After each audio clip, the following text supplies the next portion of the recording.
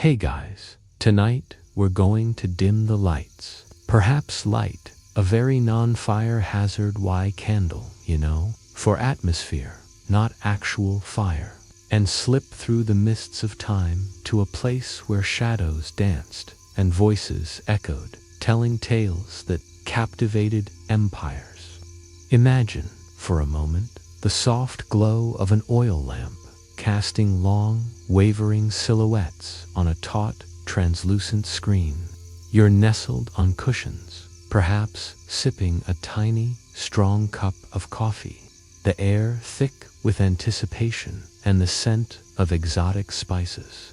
A hush falls over the crowd, and then a quick flick of a wrist, a burst of music, and two unlikely heroes emerge from the ether, bickering as only old friends, or, let's be honest, old rivals can. These weren't just puppets. They were the heartbeat of an empire, the anonymous voices of the street, and the comedic relief for sultans. You probably won't survive this journey without at least one existential chuckle about the fleeting nature of fame, even for celebrated leather cutouts. So, before you get comfortable, take a moment to like the video and subscribe, but only if you genuinely enjoy what I do here. And seriously, let me know where you're tuning in from and what time it is for you. Now, dim the lights, maybe turn on a fan for that soft background hum, and let's ease into tonight's journey together. Our story, like many good stories, begins with a bit of a legend, a whisper on the wind from the earliest days of the Ottoman Empire. Picture this: Bursa, the first capital, sometime in the 14th century.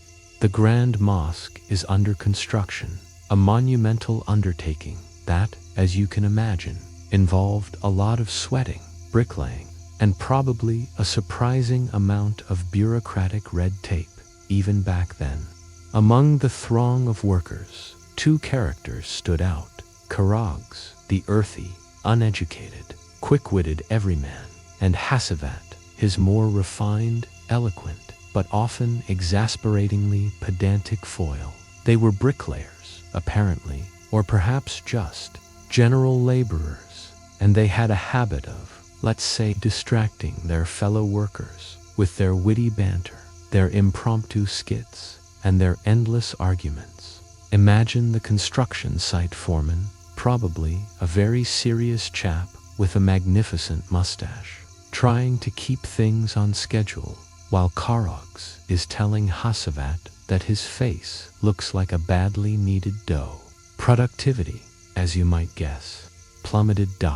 Now, here's where the legend takes a turn. Sultan Orhan Gazi, the big boss himself, hears about these two comedic disruptors. Instead of having them summarily flogged for slowing down his mosque, which, let's be honest, was probably a real possibility in those days, he's intrigued. He sends for them.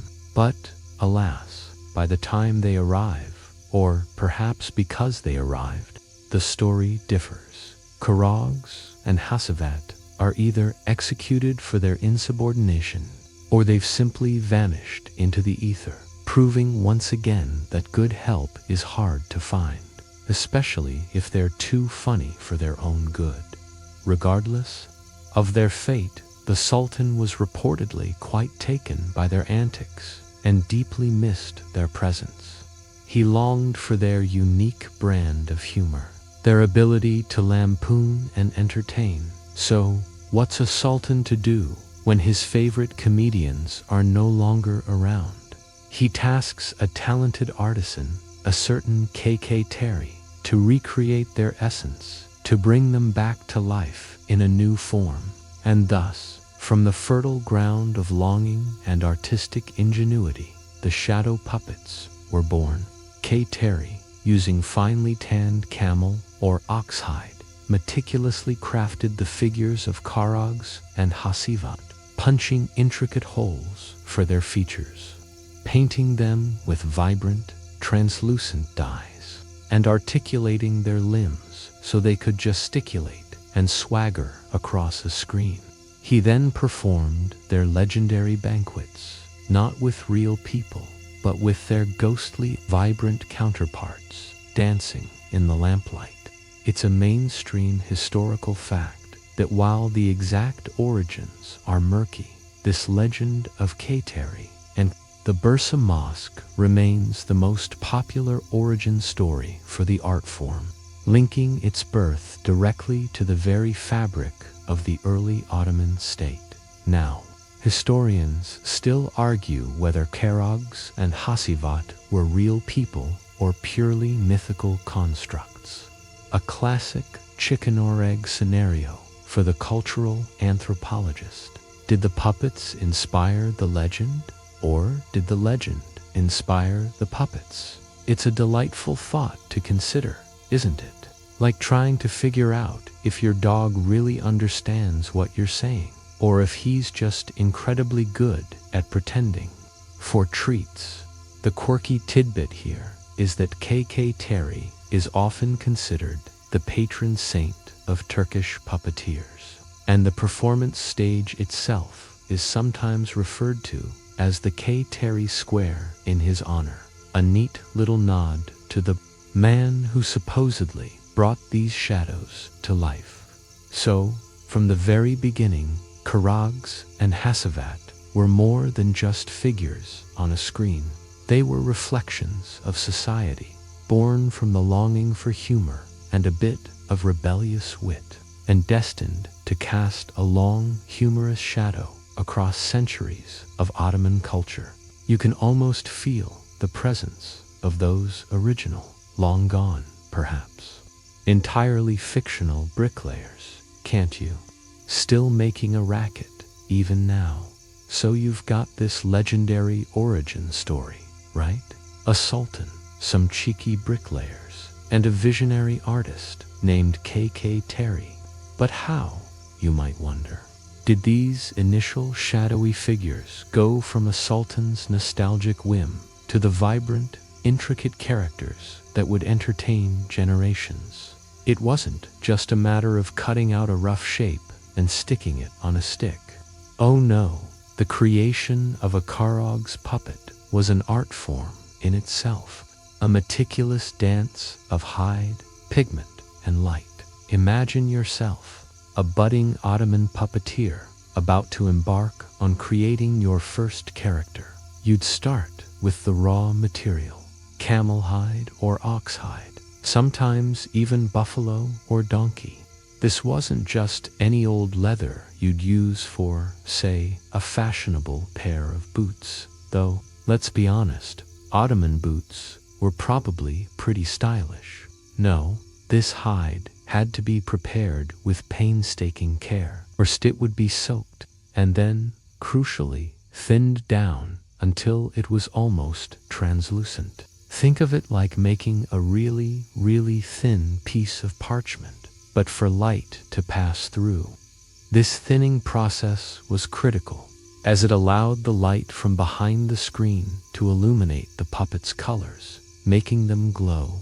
Historians still argue whether certain master puppeteers had secret tanning methods, passed down through generations, that made their puppets uniquely vibrant. Was it the type of salt, the duration of the soak, the specific herbs used in the softening process? It's the kind of fascinating, obscure detail that makes you wonder if ancient tannery secrets were as guarded as royal jewels. Once the hide was prepared to the desired translucency and flexibility, the real artistic work began. The design of the character would be meticulously drawn onto the hide. Now, these weren't just simple outlines. Karagöz puppets are renowned for their intricate details.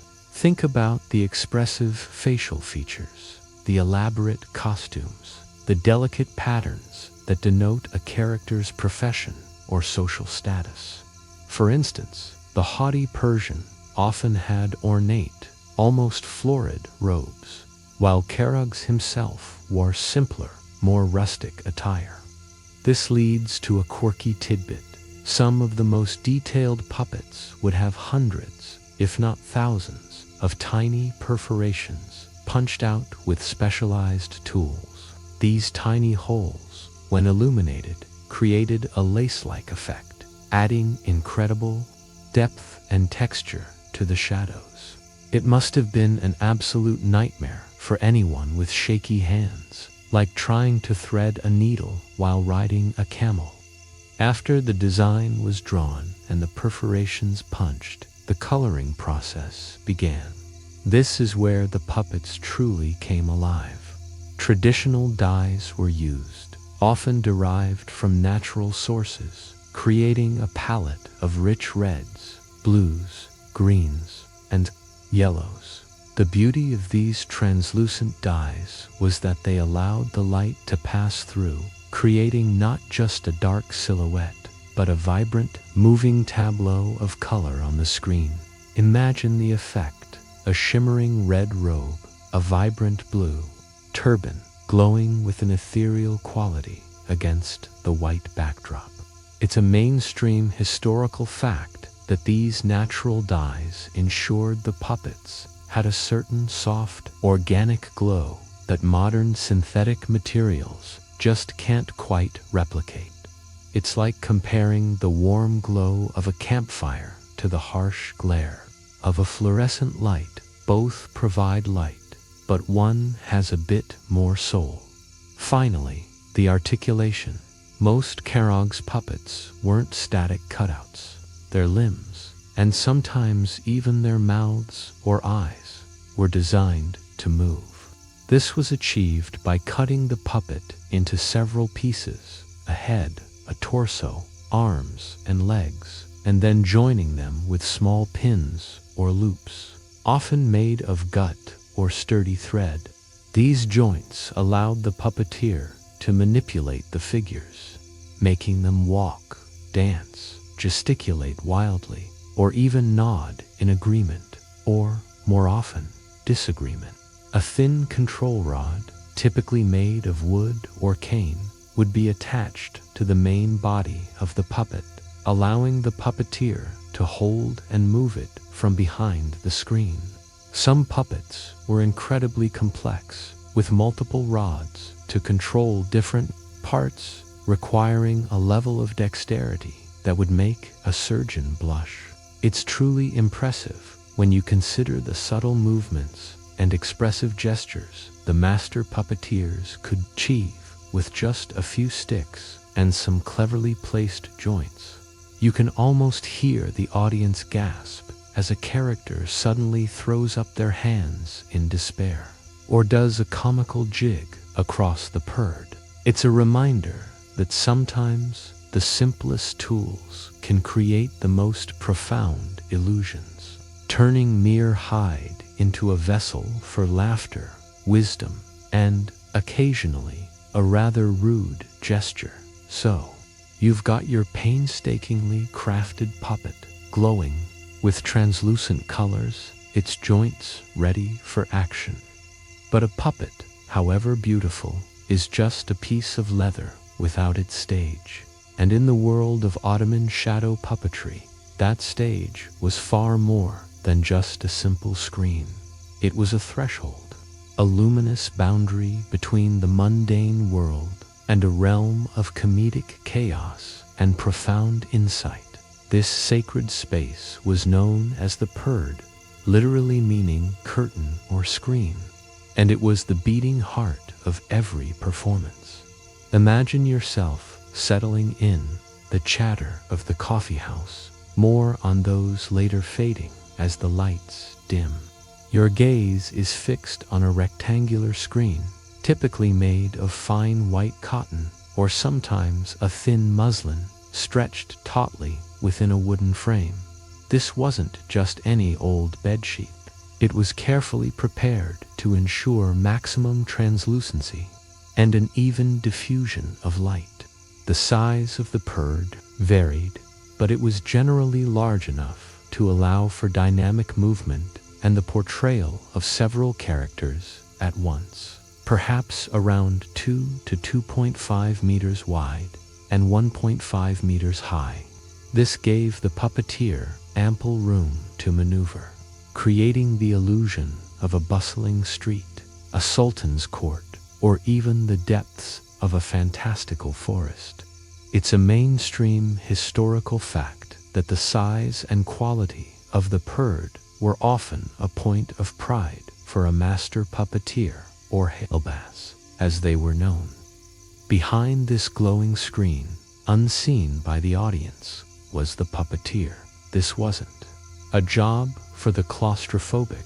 The space behind the perde was often cramped, with the puppeteer kneeling or squatting, manipulating the figures with one hand while holding the control rods with the other.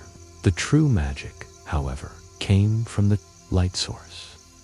In the earliest days, this would have been an oil lamp, usually placed at a specific distance behind and slightly below the screen.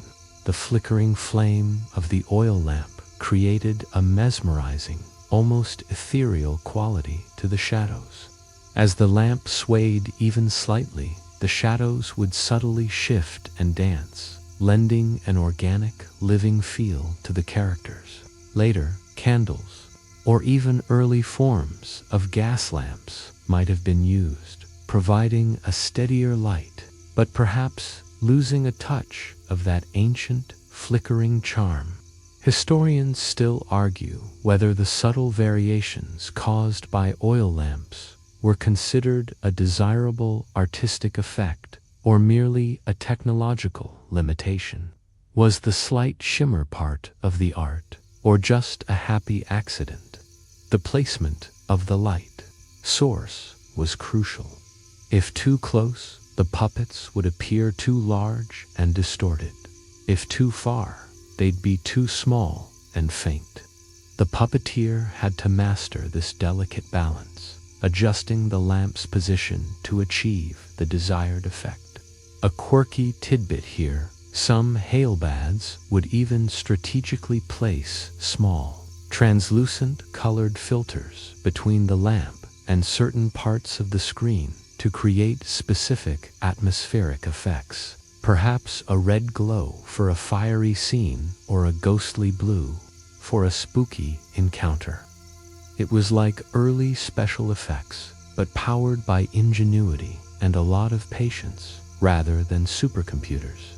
The audience seated in front of the perde experienced the performance as a vibrant, two-dimensional world. They saw not the puppeteer nor the lamp, but only the vivid, dancing shadows. This unique perspective fostered a strong sense of immersion and imagination. You, as a spectator, weren't just watching a show. You were projecting your own mind onto those luminous figures, filling in the gaps, giving them substance and voice. The perde became a window into another reality, a canvas for storytelling where anything was possible. Think of it like a giant, interactive flipbook, where every movement and every spoken line brought the world to life. The simplicity of the setup belied the complexity of the art. The perde was more than just a screen. It was a liminal space, where the real and the imagined merged, where light transformed Hyde into living characters, and where a single voice could conjure an entire universe. It was the physical manifestation of the suspension of disbelief, inviting you to forget the world outside and lose yourself in the delightful, sometimes bewildering antics of Karagöz and Hacivat. And as you sat there, mesmerized by the glowing tableau, you'd realize that some of the most profound truths were often best told through the playful dance of shadows. You've got the stage, the glowing screen, and your wonderfully animated puppets. But what truly breathed life into these shadow figures, transforming mere hide into sentient beings, was the symphony of sounds that accompanied them. In the world of Ottoman shadow puppetry, the music and oral tradition weren't just background noise. They were the very soul of the performance, weaving a vibrant tapestry of emotion, narrative, and outright hilarity. Imagine you're sitting there, eyes fixed on the perde. Suddenly, a rhythmic tapping begins, perhaps a sharp clap of wooden blocks, followed by the lilting, almost haunting sound of a reed flute. This wasn't a pre-recorded track. No, sir. This was a live, pulsating performance, integral to every single show. The musical accompaniment was often provided by one or two musicians, sometimes more, positioned just behind or to the side of the screen, subtly out of the audience's direct view. Their instruments typically included the dare-a type of tambourine, the nagara, small drums, and the ney, a reed flute. These instruments weren't just there to set a mood. They punctuated the action, emphasized a character's entrance, underscored a dramatic moment, or provided the beat for a comical dance. You could hear the dare rattling furiously during a chase scene, or the ney playing a melancholy tune as Karagöz lamented his latest misfortune. It's a mainstream historical fact that certain melodies were intrinsically linked to specific characters or situations, acting as auditory cues for the discerning audience. But even more crucial than the music was the voice of the Karagöz, the master puppeteer. This individual was a true vocal chameleon, a one-person theatrical troupe. They didn't just recite lines, they became every character. Think about it. They had to perform all the voices from Karagöz's gruff, uneducated bellow to Hacivat's refined, slightly nasal pronouncements. From the high-pitched squeal of a mischievous woman to the booming roar of a dignitary, each character had a distinct voice, accent, and manner of speaking, immediately recognizable to the audience. This required not only incredible vocal range and control, but also a deep understanding of Turkish dialects and social stereotypes. Historians still argue whether the Karagöz meticulously rehearsed every vocal nuance, or if a significant portion of the performance, particularly the witty banter, was extemporaneous and improvised on the spot. Was it a tightly scripted play, or more like a jazz improvisation with puppets? The oral tradition extended beyond just character voices. The Karagöz was also the storyteller, the narrator, and sometimes the singer. They would often open the show with a brief prologue, setting the scene and perhaps exchanging a few quick, witty remarks with Hacivat, who was usually the first puppet to appear. Throughout the performance, they would interject with narrative explanations, describe actions not directly shown by the puppets, or even engage in direct address with the audience, breaking the fourth wall long before modern theater made it cool. It was a dynamic, interactive experience, much like a stand-up comedian working the crowd, except with the added complexity of simultaneously animating multiple figures. A quirky tidbit that highlights the skill of these masters. Some were so adept at manipulating their voices and the puppets that audiences would swear there were multiple people behind the screen. The illusion was that complete. Imagine the puppeteer possibly sweating profusely in the cramped space, contorting their body to keep the puppets moving fluidly while rapidly switching between half a dozen distinct voices, perhaps even miming a few sound effects with their mouth. It's the ultimate multitasking challenge, like trying to juggle flaming torches while reciting Shakespeare backwards and solving a Rubik's Cube. The spoken word, filled with proverbs, riddles, popular songs, and sharp topical jokes, was the lifeblood of the show. It was a living, breathing script that evolved with the times, incorporating current events and local gossip, making each performance unique. The improvisational nature of much of the dialogue meant that the shows were always fresh and relevant, a form of live, unedited news commentary delivered through the mouths of leather puppets. So, as you sat there, enveloped by the rhythmic music and the kaleidoscope of voices, you weren't just watching a story unfold. You were participating in a centuries-old tradition of oral storytelling, a powerful art form where words and music, not just visuals, painted the most vivid pictures. So you've witnessed the stage, heard the symphony of sounds, and imagined the puppeteers' vocal gymnastics. But who exactly populated this vibrant, shadowy world beyond Karagöz and Hacivat themselves?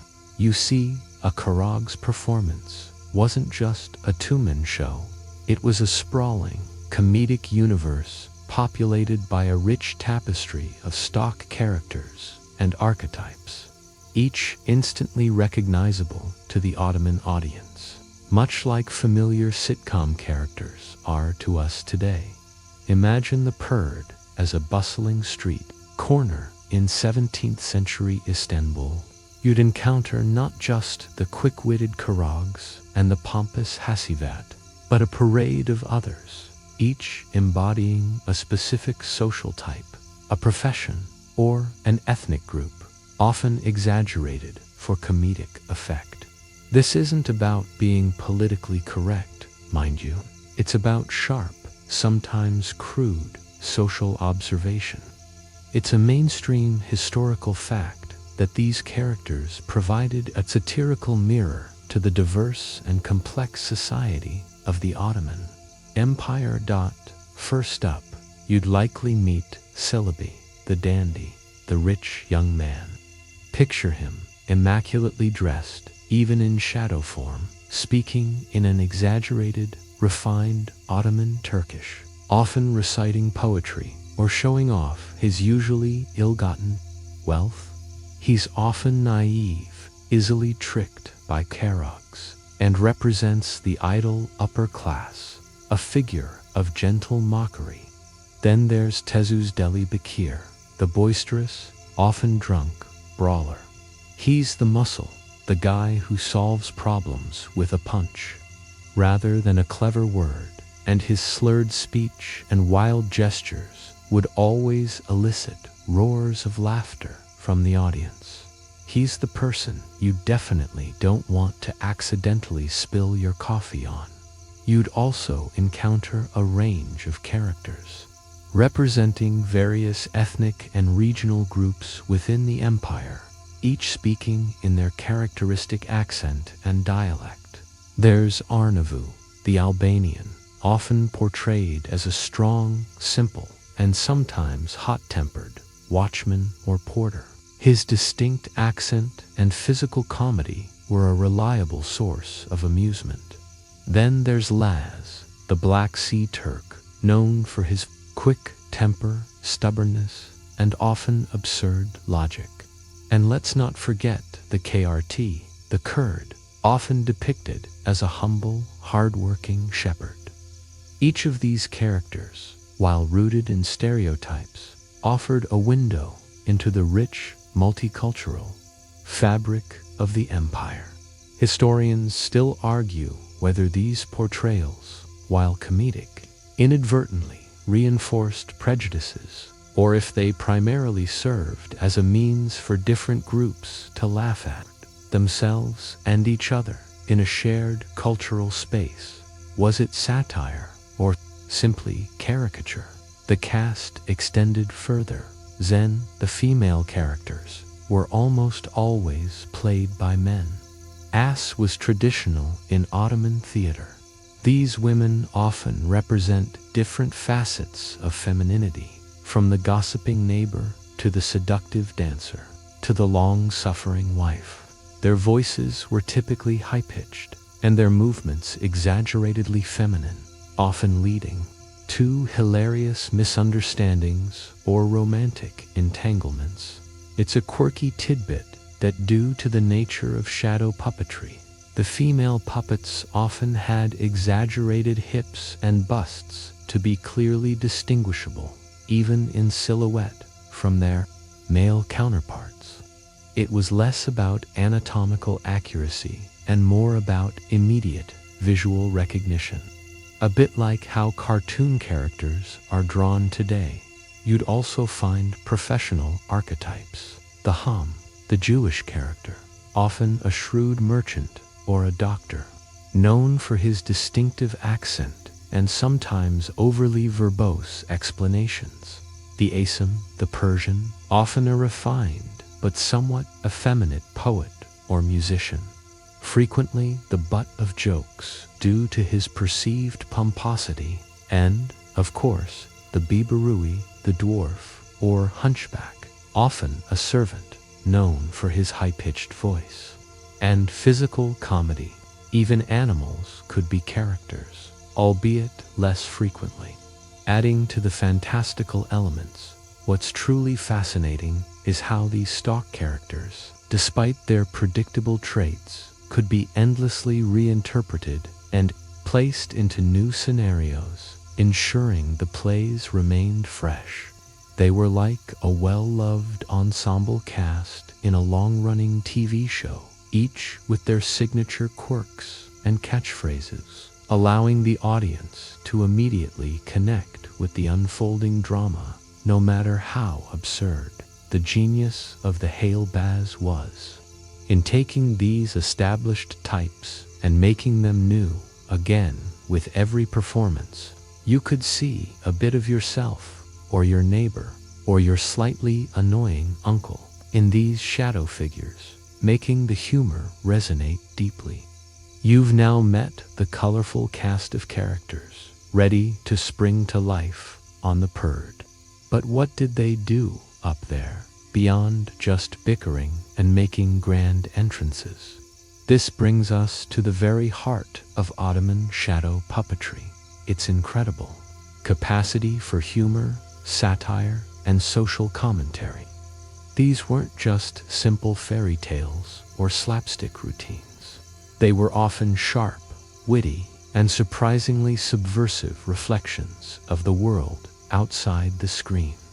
Imagine the atmosphere in the coffee house. The audience isn't just there for a laugh. They're there for a shared experience, a collective nod of understanding as Karagöz lampoons the very institutions that govern their lives.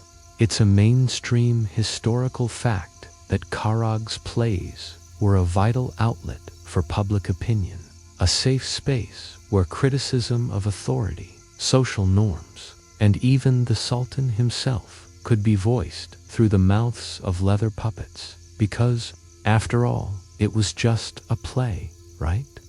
No one could really blame Karagöz for saying something cheeky, could they? The humor was multifaceted, ranging from broad physical comedy to intricate wordplay.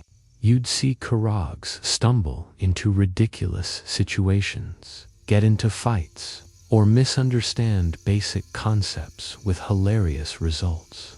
His uneducated, direct approach contrasted sharply with Hacivat's overly formal and often meaningless rhetoric, creating a constant source of comedic friction. Think of it as a timeless buddy cop dynamic, but with fewer explosions and more existential dread about unpaid bills. The dialogue was often packed with puns, riddles, and proverbs, some of which are still used in Turkish today. This linguistic cleverness meant that the audience had to be engaged, listening closely to catch every double entendre and witty comeback. But beneath the laughter often lay a pointed critique. The characters, as you recall, represented different social classes, professions, and ethnic groups. This allowed the halbaz to satirize bureaucracy, expose corruption among officials, mock the pretensions of the elite, or highlight the struggles of the common person. For instance, the character of the imam might be depicted as greedy or hypocritical, a sly jab at religious hypocrisy. The wealthy merchant might be shown as miserly and easily duped, reflecting popular resentment against the privileged. Historians still argue whether the sultans and high-ranking officials were genuinely amused by these satirical portrayals, or if they secretly tolerated them as a pressure release valve for public discontent, a harmless way for the populace to blow off steam without resorting to actual rebellion. Was it truly subversive or merely controlled dissent? A quirky tidbit is that the authorities, while generally tolerant, weren't entirely blind to the potential for sedition. There were instances where specific plays or puppeteers were censored or even punished if their commentary was deemed too inflammatory or disrespectful. This added an extra layer of excitement for the audience. Knowing that the performance might be pushing boundaries made the humor even sharper, the satire even more delicious. It's like watching a daring tightrope walker. You're entertained by the skill, but a tiny part of you is also wondering if they'll finally fall. The beauty of Karagöz's satire was its ability to be both universal and incredibly specific. While the archetypes were broadly relatable, the jokes and situations were often tailored to local events, current political happenings, or even gossip within the community. This made each performance feel incredibly current and relevant, fostering a strong connection between the hailbads, the puppets, and their audience. You weren't just watching a story, you were watching your story, told through the delightful absurdity of the shadows. So, as you chuckled at Karagöz's latest misadventure, you also found yourself nodding in agreement, recognizing the familiar follies of human nature, and perhaps, just perhaps, feeling a little bit better about your own struggles in the grand, comedic theater of life. You've seen the characters, felt the sting of their satire, and imagined the laughter rippling through the crowd. But where did all this magic happen? Where did these shadowy tales truly come to life? Not just on the screen, but within the very fabric of Ottoman social life. The answer, more often than not, leads you to the heart of communal life, the Ottoman coffeehouse culture. Picture this. It's not some sterile, brightly lit Starbucks though. Let's be honest. A Turkish coffee chain called Karagöz & Co. would probably be a hit. Instead, imagine a dimly lit smoky from tobacco. Not necessarily from magical puppet dust, though you can pretend, bustling space. The aroma of freshly brewed, thick Turkish coffee hangs in the air, mingled with the sweet scent of nargile, water pipes, and the murmur of conversation. You'd find men from all walks of life, merchants, artisans, scholars, soldiers, and idlers, gathered on low cushions, sipping their coffee, playing backgammon, exchanging news and gossip, and most importantly, seeking entertainment. It's a mainstream historical fact that coffeehouses, or coffeehouses, emerged in the Ottoman Empire in the 16th century and quickly became vital social, cultural, and political hubs, often viewed with suspicion by authorities precisely because they fostered public assembly and discussion. These coffeehouses were the perfect venues for Karagöz's performances. They provided a ready-made audience, eager for distraction and amusement after a long day of haggling in the bazaar or toiling in the workshops. The setup was relatively simple. A corner of the coffeehouse would be designated for the perde, perhaps a raised platform to ensure everyone had a good view. The Hacivat and his musicians would set up behind the screen, their presence known only by the voices and music emanating from the luminous rectangle. The intimacy of the space meant that the audience wasn't just passively watching, they were part of the experience, their reactions feeding into the puppeteer's performance. A particularly clever line might elicit a collective groan of appreciation, a sharp piece of satire, a knowing chuckle, or a moment of slapstick, a burst of roaring laughter. The atmosphere was informal and democratic. Unlike court theater, which was exclusive, the coffee house was open to almost everyone, well, primarily men in most cases, though women might occasionally attend separate, more private performances. This accessibility contributed significantly to the widespread popularity of Karagöz. It was entertainment for the masses, a cultural touchstone that transcended social divides, bringing together individuals who might otherwise never interact. You could find a grizzled janissary sitting next to a prosperous spice merchant, both equally engrossed in Karagöz's latest folly.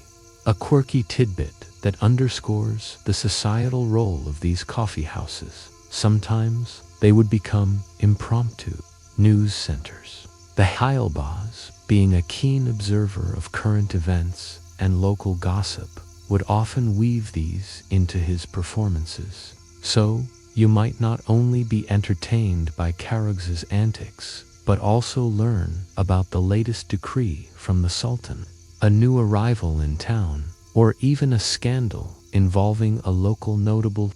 It was like getting your daily news bulletin delivered by a sarcastic leather puppet, far more entertaining than any ancient equivalent of cable news. Historians still argue whether the coffeehouses' role as centers for information dissemination and public discourse contributed to their occasional closures by conservative sultans who feared them as breeding grounds for dissent. Was it about the coffee or the conversations? So, as you imagine yourself in that bustling Ottoman coffeehouse, the air thick with stories and the scent of strong coffee, you realize that the perde wasn't just a stage. It was an anchor, a focal point in a vibrant social tapestry. It was where friends met, arguments were settled or started, and where the anxieties and joys of daily life found expression through the timeless art of shadow play. The coffee house and Karagöz were, in essence, two sides of the same cultural coin, each enriching the other, creating a unique and unforgettable communal experience. You've seen Karagöz and Hacivat in their natural habitat, the bustling coffee house, entertaining the common folk. But what about the gilded halls of power?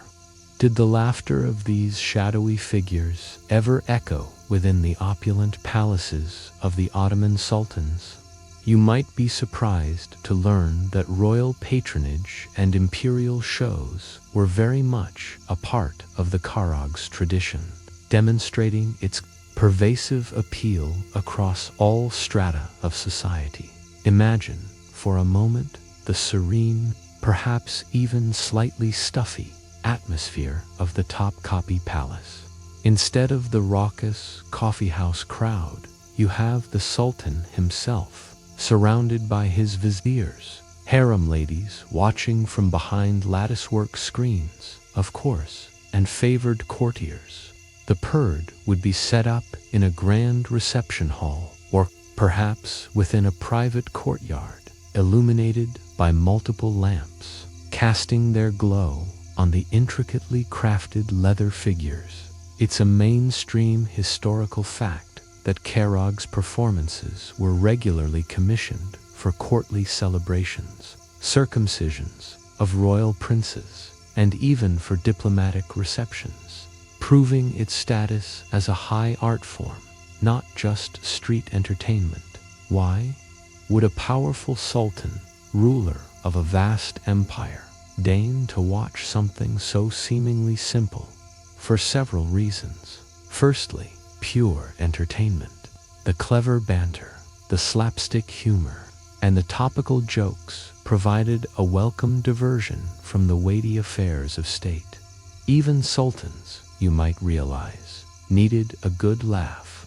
Secondly, as a form of social commentary, albeit a carefully managed one, the hailbas could, with subtle nods and winks, convey messages about public sentiment, or even lightly mock certain officials without direct confrontation.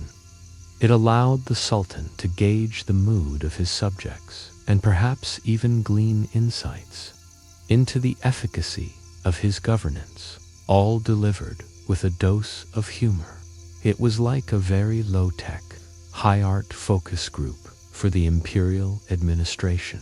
The performances for the court were often more elaborate than those in the coffeehouses. The puppets themselves might be more finely crafted, perhaps even with richer dyes or more intricate articulation, reflecting the patronage of a wealthy patron. The music would likely be provided by a larger ensemble, showcasing the finest court musicians. And the stories, while still featuring the beloved characters, might occasionally touch upon themes more relevant to the court, perhaps celebrating military victories or subtly endorsing imperial policies.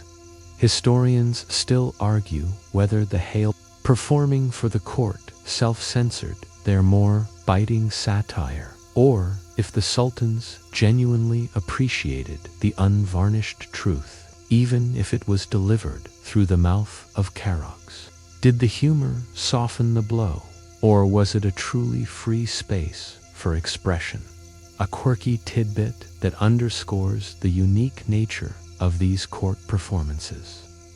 There are accounts of sultans being so amused by certain scenes that they would burst into laughter, even calling for specific acts or characters to be repeated. Imagine the pressure on the hailbaz. Not only were you entertaining the supreme ruler, but your performance might influence royal decisions or even your own fate. It was a high-stakes comedy gig, to say the least, probably far more nerve-wracking than playing to a bunch of rowdy coffeehouse patrons. You wouldn't want Karagöz to accidentally call the sultan's chief vizier a fluffy turnip in the wrong setting, now would you? So, whether it was in the smoky confines of a neighborhood kavahane or the gilded splendor of the imperial palace, Karagöz and Hacivat cast their captivating shadows. Their ability to adapt, to resonate with audiences from all walks of life, from the lowliest street sweeper to the mightiest emperor, speaks volumes about the enduring power of their humor and the universal appeal of a good story. The fact that an art form born from working-class banter could ascend to the very pinnacle of imperial entertainment is a testament to its genius. You've journeyed through the vibrant heyday of Ottoman Shadow Puppetry, from its legendary origins to its widespread appeal in coffeehouses and even royal courts.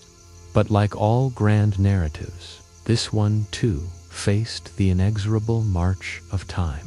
What happens when new technologies emerge, when tastes shift, and when the world beyond the perde begins to transform at an unprecedented pace?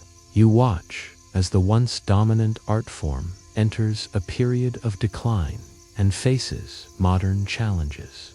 Imagine the late 19th and early 20th centuries. The Ottoman Empire, once the undisputed hegemon, is grappling with internal strife, external pressures, and the dizzying pace of westernization. New forms of entertainment are flooding in, offering different kinds of spectacle and narrative. It's a mainstream historical fact that the arrival of cinema, theater, with live actors, and later, radio, dealt a significant blow to the popularity of traditional shadow puppetry.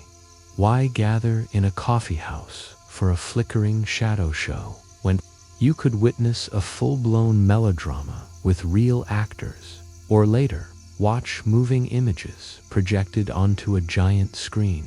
The appeal of novelty was undeniable. Cinema, with its ability to transport audiences to distant lands and show grand spectacles, offered a level of realism and immersion that shadow puppets simply couldn't match. Live theater, especially the burgeoning Orta Oyunu Turkish folk theater with its improvisational nature and direct interaction, offered a similar kind of satirical commentary, but with the added presence of human performers. And then came radio, which, for all its lack of visuals, could reach an even wider audience, bringing stories and music directly into homes. This new media landscape gradually eroded the audience base for Karagöz. Beyond the allure of new technologies, other factors contributed to the decline. The social and political changes within the collapsing Ottoman Empire and the nascent Turkish Republic also played a role. The traditional coffeehouse culture, while still present, began to evolve. Educational reforms and a shift towards more standardized forms of entertainment meant that the specific, often colloquial, humor and satirical targets of Karagöz became less universally understood by younger generations. The dialects and regional accents, once a source of easy humor, became less familiar in a more nationalized, standardized cultural environment. Historians still argue whether the decline was primarily due to external competition from new media, or internal shifts in societal structure and taste, making the traditional form less resonant. Was it a gradual fading or a swift obsolescence? A quirky tidbit illustrating this shift: some hailbaz actually tried to incorporate modern elements into their shows to attract new audiences. You might find Karagöz cracking jokes about telephones, or early automobiles, or even engaging with characters dressed in Western attire. While this showed an admirable attempt at adaptation, it often felt like an awkward fusion, a bit like your grandparent trying to use TikTok, charming, but not quite hitting the mark. These efforts, while well intended, couldn't stem the tide against the powerful currents of technological advancement and changing cultural preferences. The number of active hailbaz dwindled. The intricate craft of puppet making, the mastery of multiple voices, and the vast repertoire of traditional plays became specialized knowledge, passed down among fewer and fewer practitioners. The once ubiquitous perde became a rarer sight, relegated to special festivals or nostalgic performances rather than everyday entertainment. You feel a pang of melancholy witnessing the slow fading of an art form that once held such a central place in daily life, a bit like watching a cherished old friend slowly drift away. The challenge for Karagöz wasn't just to compete, but to prove its continued relevance in a world that was suddenly moving too fast for its timeless shadows. You've witnessed the twilight of Karagöz, a beloved art form struggling against the relentless onslaught of modernity. But the story doesn't end there, fading into oblivion like a forgotten dream. Just as every shadow requires light, every decline often sparks a yearning for revival. You now turn your gaze towards the determined efforts to breathe new life into this ancient tradition, exploring the preservation efforts and revival of Ottoman shadow puppetry. Imagine a small, dedicated group of artists and scholars, perhaps in the mid-20th century, looking back at the dwindling embers of the Karagöz tradition and refusing to let them die out completely. They recognized the immense cultural value, the historical significance, and the sheer artistic brilliance embedded in these dancing shadows.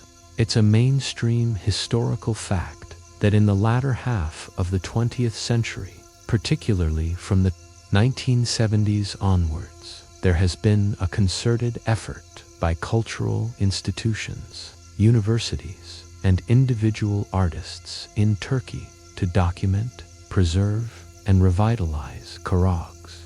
These efforts have taken many forms. One crucial aspect has been the documentation of existing plays and characters. Masters of the art, often elderly, and the last practitioners of their lineage were interviewed, their repertoires recorded, and their puppet collections meticulously catalogued. This was a race against time, an attempt to capture the oral tradition before it vanished completely. Think of it like archaeologists carefully excavating a lost city, except the treasures they sought were stories and the subtle movements of leather figures. Another vital element has been the establishment of training programs and workshops. Aspiring puppeteers, young artists, and theater enthusiasts are now able to learn the craft from master Hailbez who are willing to pass on their knowledge. These workshops cover everything from the intricate process of puppet making, remember? Those painstakingly thinned hides and tiny perforations, to the demanding vocal techniques and the subtle manipulation of the control rods. You might even find yourself in one of these workshops, trying to make a camel hide puppet walk, convincingly without looking like it's having an existential crisis. The academic study of Karagöz has also gained traction. Researchers are delving into historical texts, analyzing the social commentary, and exploring the linguistic nuances of the plays. This scholarly attention not only legitimizes the art form, but also uncovers new insights into its evolution and cultural significance. Historians still argue whether academic preservation, while vital, can fully capture the spontaneous, improvisational essence of live performance, or if some of the original magic is inevitably lost in the process of documentation. Can you truly bottle lightning?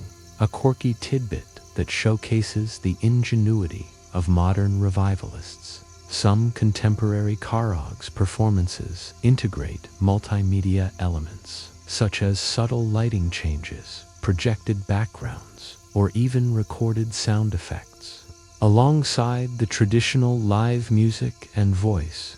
While purists might raise an eyebrow, these innovations aim to make the art form more accessible and appealing to modern audiences, without entirely abandoning its core principles.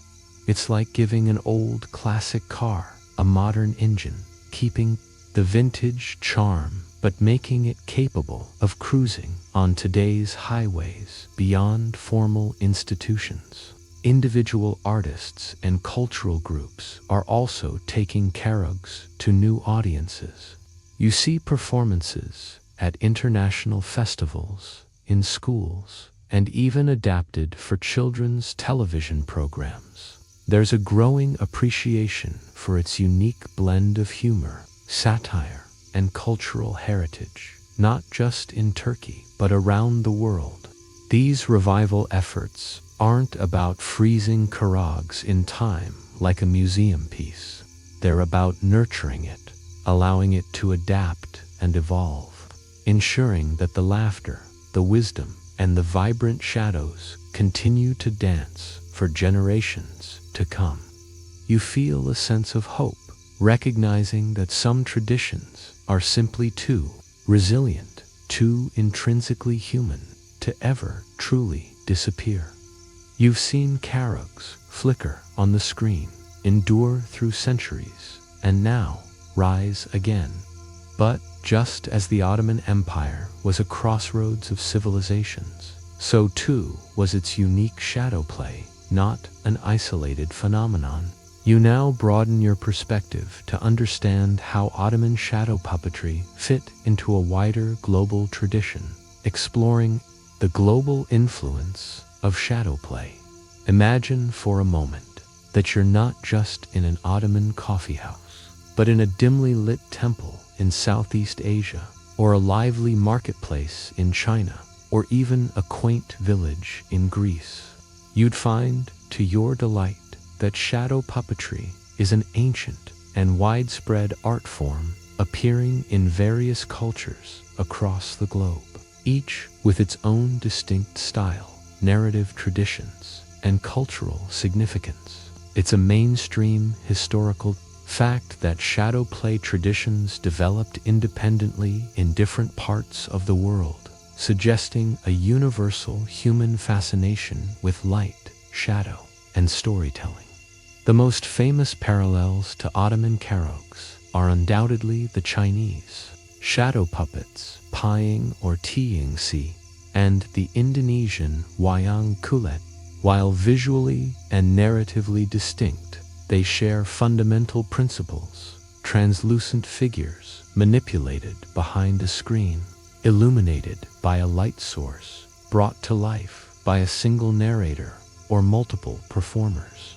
Chinese shadow puppetry, dating back perhaps as far as the Han Dynasty 206 BCE to 220 CE, often featured historical epics and mythological tales with exquisitely detailed and often multicolored figures made from donkey or cowhide.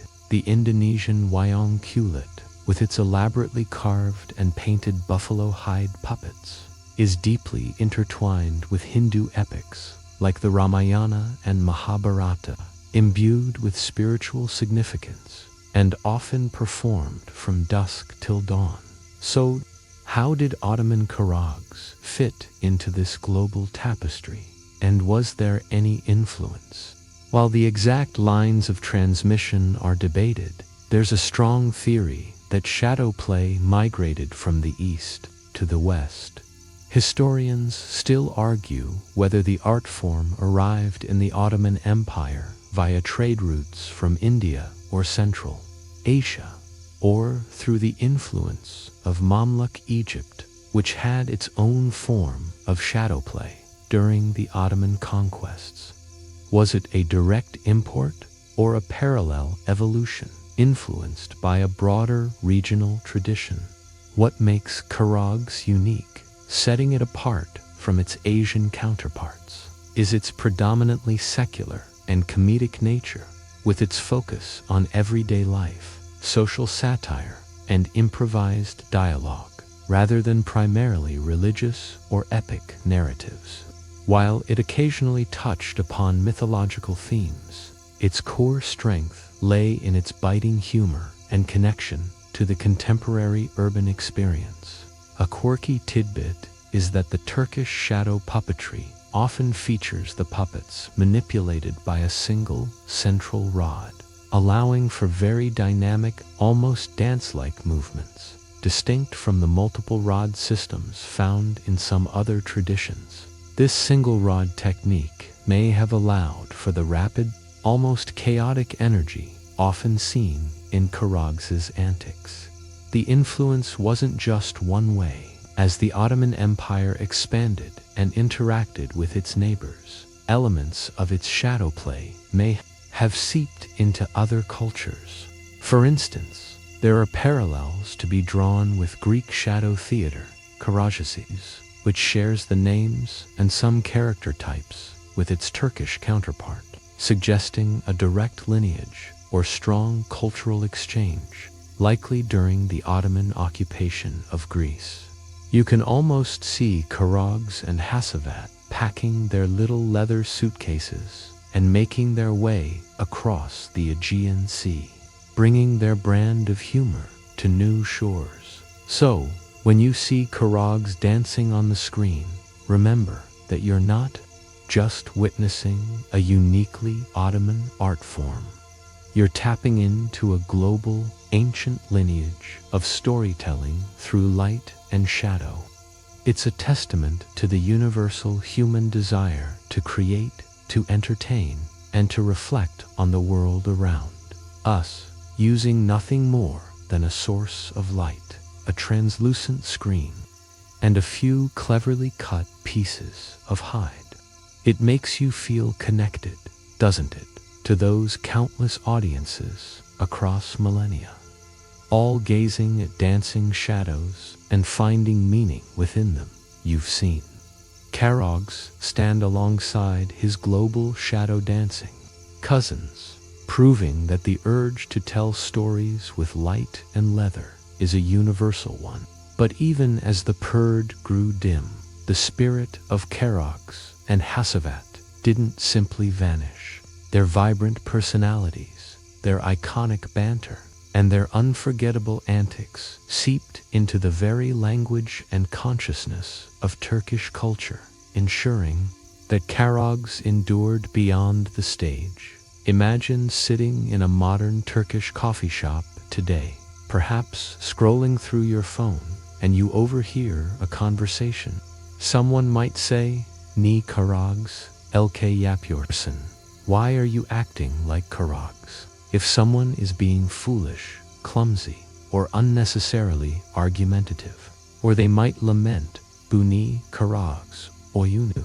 What kind of Karagöz play is this? When referring to a chaotic or absurd situation, implying a lack of seriousness or an overabundance of farcical elements. It's a mainstream historical fact that phrases and expressions derived from Karagöz and Hacivat have become deeply embedded in the Turkish vernacular, used in everyday conversation to describe people and situations. This linguistic legacy is a powerful testament to the character's lasting impact.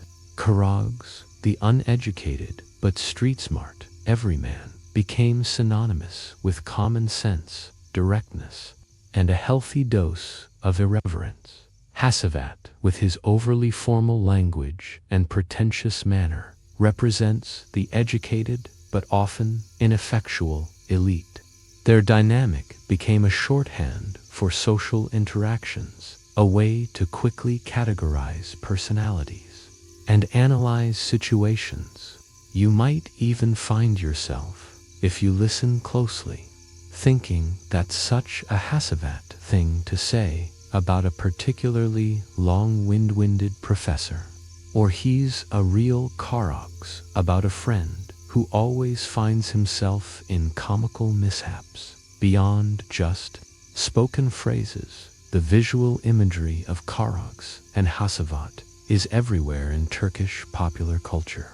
You'll see their stylized faces on souvenirs, postcards, and even as motifs in contemporary art and design.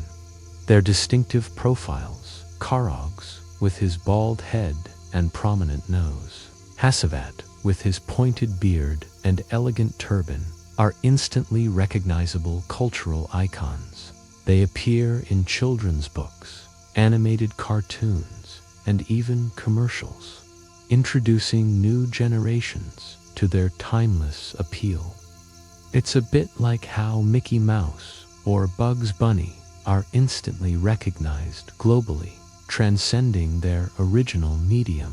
A quirky tidbit that demonstrates this pervasive influence: during political debates or in satirical cartoons, politicians are sometimes depicted with the exaggerated features of Karagöz or Hacivat to highlight their perceived character flaws or their role in a current play of events. This shows that the characters continue to serve their original purpose as vehicles for social and political commentary, albeit in new forms. It's like their shadowy spirit simply found new bodies to inhabit, always ready to deliver a satirical jab or a hearty laugh. Historians still argue whether this widespread assimilation into popular culture weakens the original art form by trivializing it, or if it ensures its survival by keeping its essence alive in the collective consciousness, even if fewer people see actual shadow plays. Is it a dilution or a clever evolution? So, even if the traditional perde is no longer the primary stage for Karagöz, his spirit, along with Hacivat's, continues to dance through the everyday lives of Turkish people. They are not merely historical figures, they are living archetypes, part of the cultural DNA, reminding everyone that sometimes the most profound truths and the most hearty laughs come from the simplest and perhaps most absurd of sources. You realize that true cultural impact isn't always about grand monuments, but sometimes about the subtle, enduring presence of two bickering shadows. You've seen Karagöz and Hacivat transcend their stage, embedding themselves in the very language and visual culture of Turkey. But none of that would have been possible without the extraordinary individuals who literally gave them life, the Hailbaz, or master puppeteers. You now delve deeper into the sheer dedication and unparalleled skill required to master this subtle, intricate art of animation. Imagine the puppeteer hidden from view in that cramped space behind the perde. This wasn't merely a hobby, it was a lifelong devotion, a craft passed down through generations, often from father to son, much like a cherished family secret. It's a mainstream historical fact that a true Hailbaz was not only a master manipulator of puppets, but also a skilled storyteller, a mimic, a singer, a comedian, and often an improvisational genius. They were the entire theater company encapsulated within one remarkably talented individual. Consider the sheer physical dexterity required. With one hand, the Hailbaz would hold the main control rod of Karagöz, making him gesticulate, walk, and stumble across the screen. With the other, they might be simultaneously manipulating Hacivat, making him nod sagely or throw his hands up in despair. Now, add to that the complexity of animating other characters, the haughty celebi, the lumbering tuzus, Deli Bakir, or a group of gossiping Zen. Some scenes could involve up to 5 or 6 puppets on screen at once, each requiring fluid, believable movement, all controlled by a single person, often using only a couple of rods. It's like trying to conduct an orchestra while simultaneously playing every instrument and also juggling. Probably a light joke about how most of us struggle to pat our head and rub our belly at the same time. Then there's the vocal mastery. As you recall, the Hailbaz provided all the voices. This meant a vast repertoire of accents, dialects, and vocal intonations.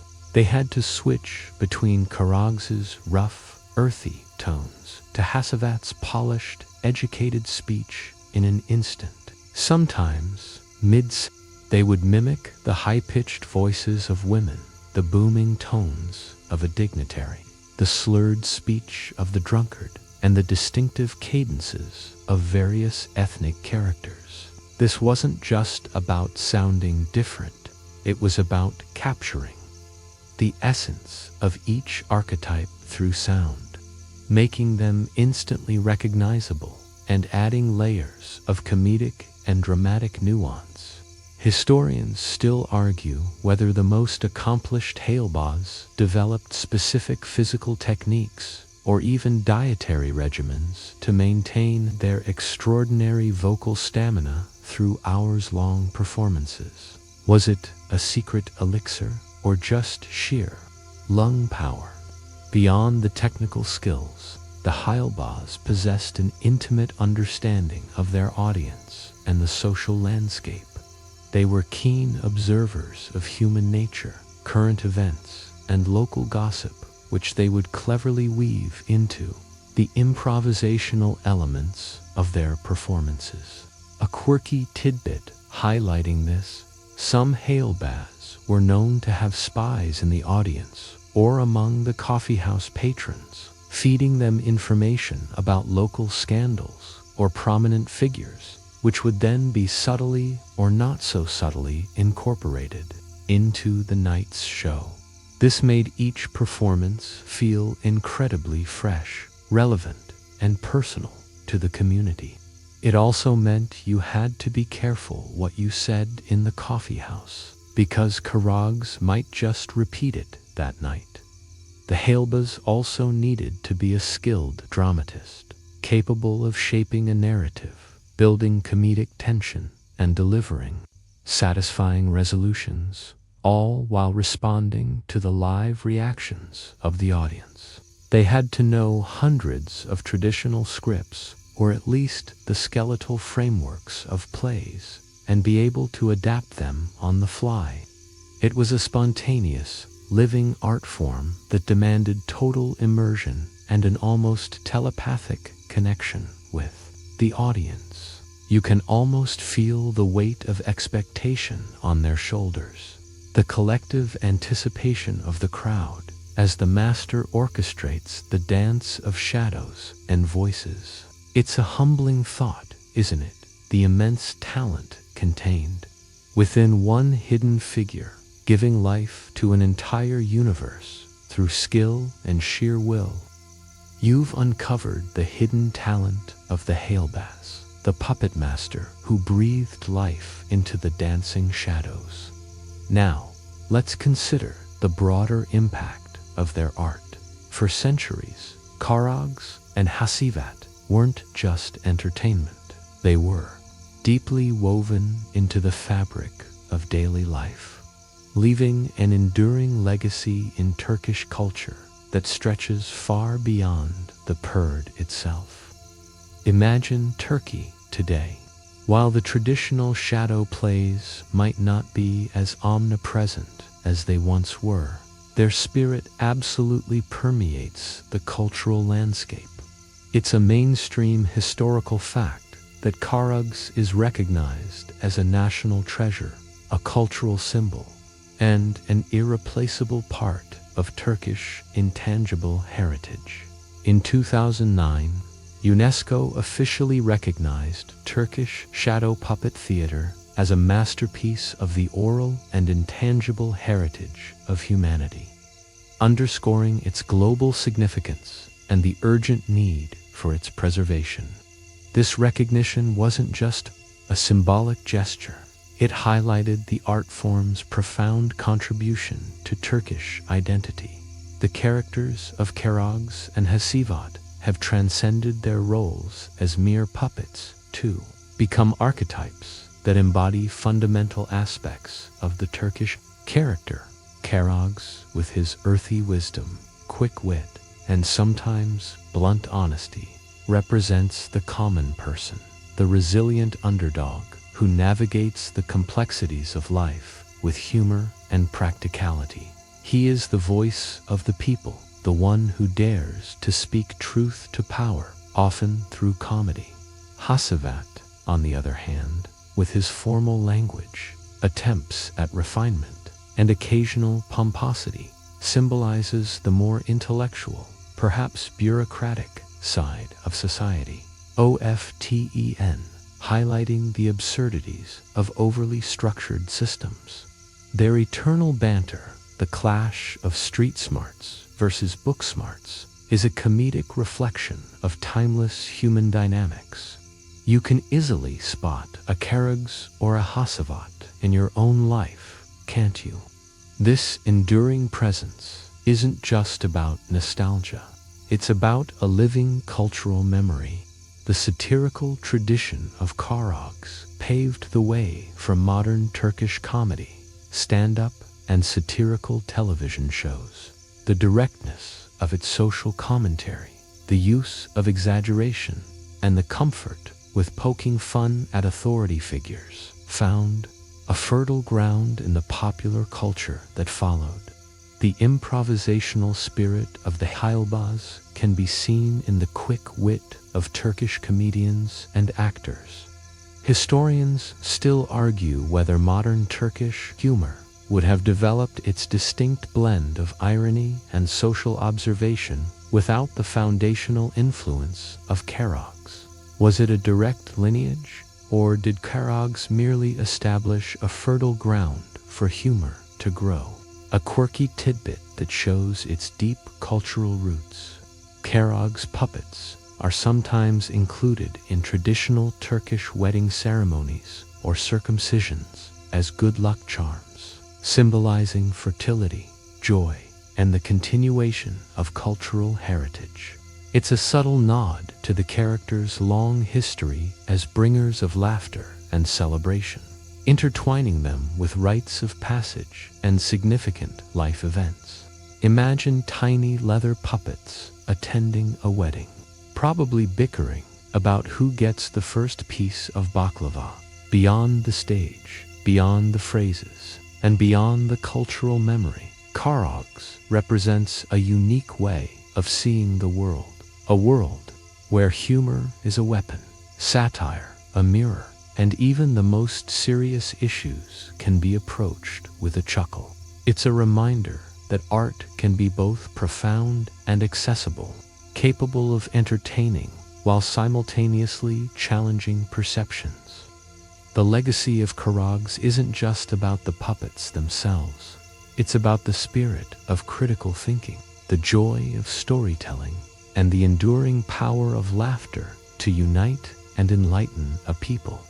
You realize that sometimes the most ephemeral forms of art leave the deepest, most lasting impressions. You've traveled through centuries, observed the rise and fall, the making and remaking of Ottoman shadow puppetry. You've seen how Karagöz and Hacivat, these seemingly simple figures of hide and light, became cultural touchstones, etched into the very soul of a nation. As our journey through their luminous world draws to a close, you are left to ponder the profound yet elusive nature of this art form, reflecting on the magic of ephemeral art. Imagine yourself one last time before the perde. The performance is ending. The light source, perhaps an old oil lamp, casts its final dancing glows. The voices of Karagöz and Hacivat fade into the night. What remains, not a physical artifact to be held or a painting to be hung on a wall. What lingers is an impression, a memory of laughter, a fleeting moment of connection with a story told through the interplay of light and shadow.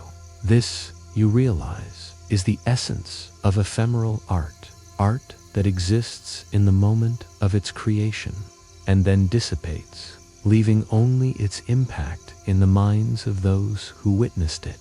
This very transience is part of its magic. Unlike a grand statue that stands for centuries, impervious to time, or a written text that can be endlessly reread, a Karagöz performance was a unique, unrepeatable event.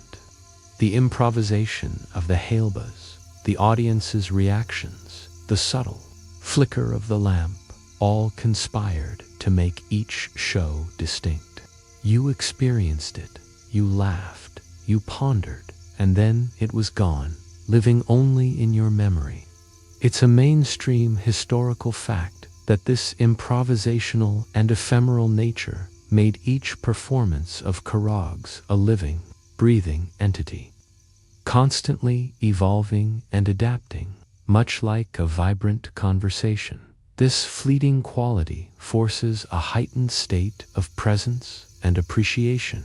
When you know something is momentary, you tend to savor it more intensely, don't you?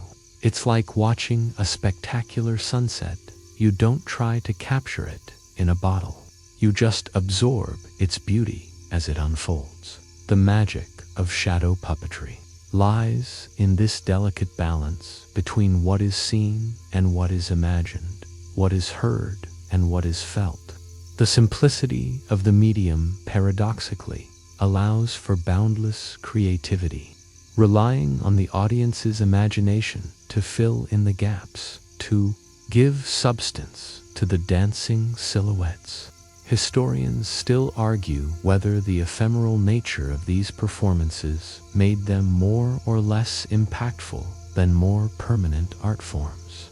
Did the very fact that they vanished make their message resonate more deeply, or was it a limitation on their lasting influence? A quirky tidbit that beautifully illustrates this impermanence. The very materials used for the puppets, thin, delicate hide, were not meant to last forever. They would wear out, tear, or fade over time, requiring new puppets to be made, new hands to cut and paint them. Each new puppet, while representing the same character, carried its own unique artistic signature, ensuring that the tradition remained alive through constant renewal rather than rigid preservation of specific objects. It's a wonderfully organic way for art to perpetuate itself, a bit like a living organism shedding its skin and growing a new dot as you step away from the perde. The lingering image is not just of two leather figures, but of the countless individuals across centuries who gathered in anticipation, who shared laughter, and who saw their own lives reflected in the playful dance of light and shadow. The forgotten art of Ottoman shadow puppetry reminds you that some of the most profound lessons and the most enduring joys come from the simplest of illusions, moments that are experienced fully and then allowed to softly, gently fade into the sweet, quiet comfort of memory. Word count 10:45. The soft glow of the screen fades completely, and the last echoes of Karagöz's laughter gently dissipate into the quiet stillness of your room. The sounds of the ancient coffeehouse, the distant melodies, and the playful bickering now settle into the peaceful hush of the night. You're not just ending a story. You're settling down after a long journey through time, a journey where shadows held secrets and light revealed truths. Let the images linger, soft and dreamlike, no longer demanding your attention, just offering a gentle comfort. The world of Karagöz, with its humor and its wisdom, now recedes, leaving you wrapped in a quiet calm. Allow your mind to drift, embracing the stillness, knowing that some of the most beautiful stories are those that unfold in the gentle realm between waking and sleeping.